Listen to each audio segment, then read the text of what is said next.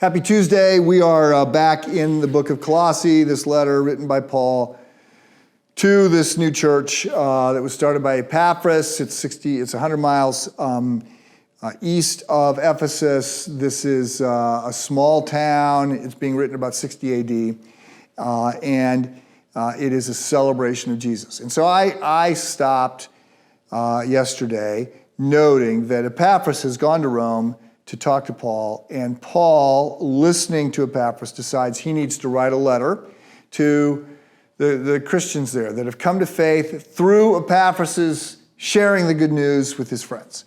So these people have come to faith, but Paul, listening, hears that there are things going wrong.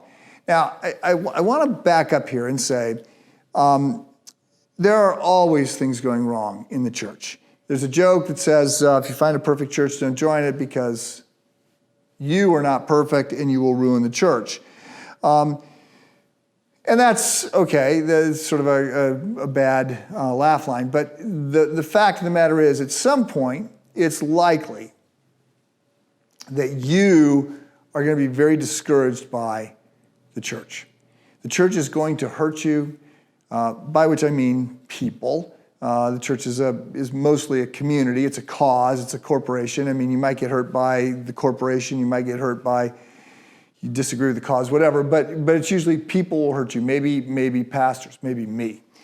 And so we don't know exactly what was going on, but know enough that enough bad things were going on that Paul has to write. And so I want to say to you,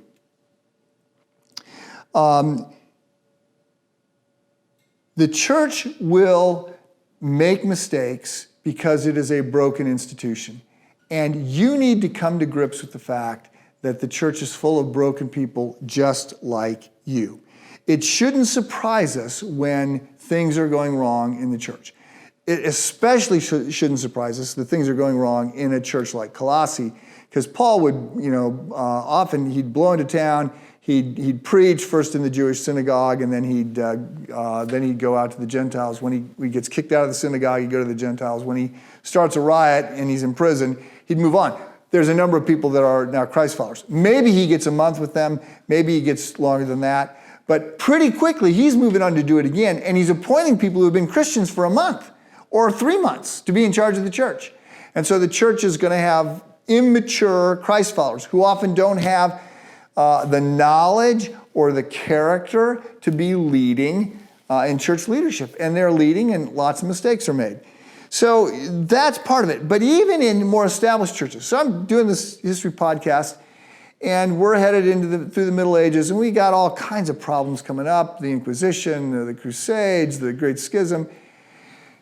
So I found myself a little discouraged, so I called a friend, a church historian, and I said, I want you to give me the pep talk that you give to students who say, wow, I'm a little discouraged that the church is so full of flawed people, broken people. Wow, you hear the church is slow on civil rights, the church is doing this instead of that, What do you say to students when suddenly they're going, well, what do you mean Jonathan Edwards had slaves?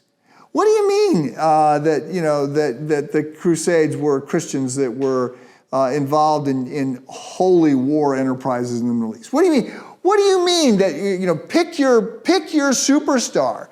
What do you mean that they made mistakes? That hurts me. I don't want to hear that. And he said that these are conversations he has all the time. Now, again, if you're reading the New Testament, if you're reading the book of Acts, you see the book of Acts is full of problems. Good grief, it's full of problems between the apostles. Paul is going to have a falling out with Barnabas.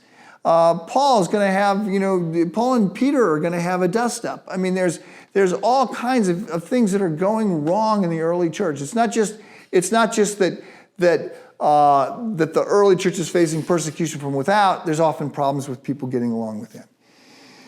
And so I asked him about this, and he says, yeah, I take them to Hebrews chapter 11 often, to the hall of faith. We've looked at this not long ago, and I go, look, here's all these people that we celebrate. These are the superstars, right? I mean, we're gonna start with Abraham and Moses, and we're gonna look at David and Rahab, and you go, well, wait a minute, Abraham was a coward.